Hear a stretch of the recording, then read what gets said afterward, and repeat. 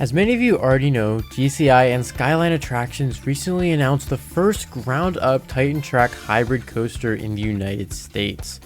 I'm sure by now you are all aware of this, but in 2023, Zambezi Zinger is opening to the public at Worlds of Fun. This ground-up partly Titan Track coaster is going to feature a spiral lift hill and GCI's new train design.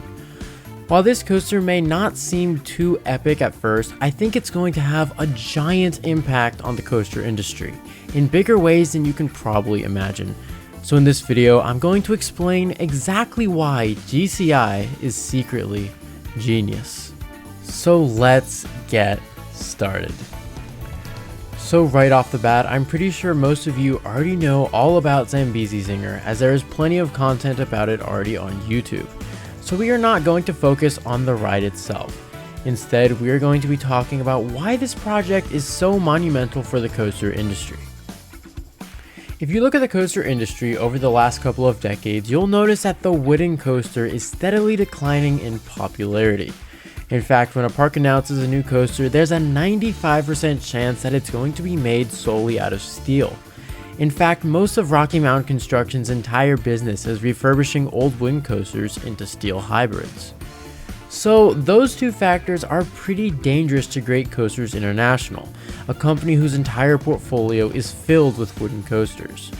So let's back it up a couple of years and see when the announcement of the Titan Track took place, what exactly we all were thinking. Now, most of us initially thought that the Titan Track was a way for GCI to ride off the coattails of its rival RMC. We assumed that GCI wanted a piece of the hybrid steel track coaster market. However, with the announcement of Zambezi Zinger, it doesn't look exactly that way. Let me explain. Zambezi Zinger isn't a full Titan Track coaster. In fact, only the spiral lift hill and one turnaround is rumored to be Titan Track. So what does that tell us? I think this gives us an insight to GCI's strategy regarding its Titan Track. I know many of us were expecting to see 100% full steel Titan Track GCIs, but I think that's probably not going to happen anytime soon. If you look at every single Titan Track conversion so far, you'll notice one thing, and that the Titan Track only covers a small portion of the ride, and this is very crucial. I think GCI has found their niche in the hybrid coaster market. RMC makes wooden coasters ride like steel coasters by adding steel tracks throughout the whole layout, but I think GCI still wants its next generation coasters to ride like classic wooden rides. I think for the majority of the layout, they're going to continue using wooden track except for the elements where wooden track wouldn't work. GCI wants to preserve the nostalgia and the out-of-control feeling of the classic Woody, while enhancing the ride experience with inversions and newer elements in the future. This is the thing that's going to set them apart from RMC. RMC's hybrids ride like steel coasters, but I think GCI wants to preserve the classic feel of the Woody. Let's imagine a coaster like Mystic Timbers, but with a barrel roll in the middle. How cool would that be? Imagine if 90% of the coaster is classic wooden track and then right in the middle there's a steel barrel roll. I think that would be super cool.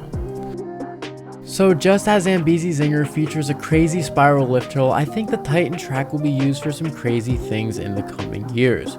So let's speculate on the specifics. Now, I think there are three main things that the Titan Track will eventually be used for. The first one is super obvious, and that is inversions. I really think GCI will eventually throw a barrel roll or a 0G roll on one of their coasters. I mean, we know that they can definitely do it, and it's just a matter of when and when a park wants it. Other than barrel rolls and 0G rolls, I'm not quite sure what other inversions would fit a GCI hybrid layout. Maybe some type of stall, but I'm not sure. Other than that, I'd say the inversions we will probably see will be very limited, and that's not necessarily a bad thing. The second thing I think we will see is crazy lift hills, and obviously we are seeing this with Zambezi Zinger, but I'm talking about other types as well. I definitely imagine seeing super steep lift hills made from steel to get height without taking that much room. Right now, if you're going to build a 200-foot massive wooden coaster, you need to pretty much have a gigantic structure for the lift hill. But with steel track and steel supports, I think the angle of ascent can be much higher and saving a lot of space in the process. This would improve efficiency and make for a pretty cool ride.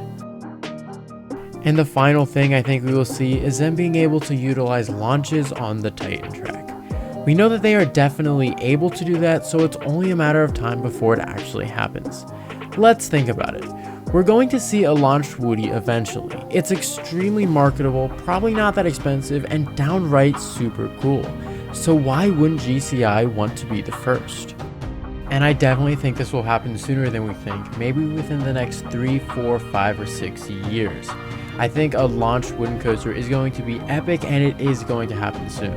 And GCI is going to be the company that does it. The reason GCI's strategy is genius is because they're not making full-on hybrids that ride like steel coasters.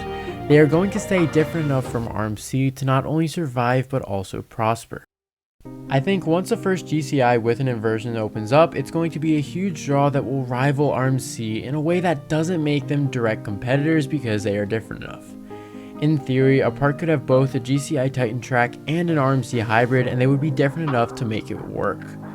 So those are just my thoughts on the GCI Titan track and what's happening in the coaster industry with them. I think it's very interesting, and I'm very excited to see where they end up in a couple of years.